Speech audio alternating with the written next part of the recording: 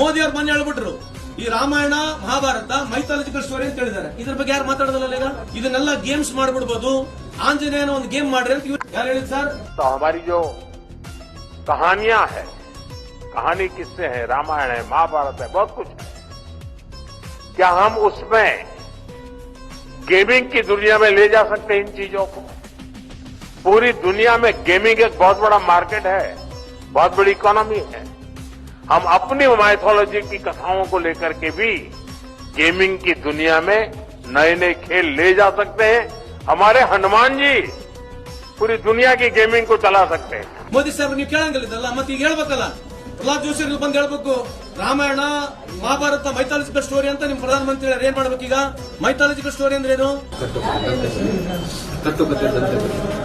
ಮತ್ತೆ ಕಟ್ಟುಕತೆ ದಂತಕತೆ ಮತ್ತೆ ಇವರೇ ಐಪುಲ ದಿನ ಬೆಳಿಗ್ಗೆ ಮತ್ತೆ ಇವ್ರು ಹೇಳ್ತಾರೆ ರಾಮಾಯಣ ಮಹಾಭಾರತ ವಾಸ್ತವವಾಗಿ ಐತಂತ ಇವ್ರು ಹೇಳ್ತಾರೆ. ಮತ್ತೆ ಇವ್ರು ಹೇಳ್ತಾರೆ ಇವತ್ತು ಪ್ರಧಾನಮಂತ್ರಿನೇ ಡಿಕ್ಲೇರ್ ಮಾಡ್ಬಿಟ್ರೆ ಮೈಥಾಲಜಿಕಲ್ ಸ್ಟೋರಿ ಅಂತ ಹೇಳ್ಬಿಟ್ಟಿದ್ದಾರೆ. ಏನ್ ಮಾಡ್ಬೇಕೀಗ? ಎಲ್ಲ ರಾಮನ್ ಭಕ್ತರು, ನಾವ್ ಹಿಂದುತ್ವಗಳು, ನಾವೆಲ್ಲ ಹಿಂದೂಗಳು ಏನ್ ಮಾಡ್ಬೇಕೀಗ? ಇವ್ರು ಏನ್ ಹೇಳಿದ್ರೆ ನೀವ್ ಯಾರು ಇವ್ರಿಗೆ ಪ್ರಶ್ನೆ ಕೇಳೋದಲ್ಲ.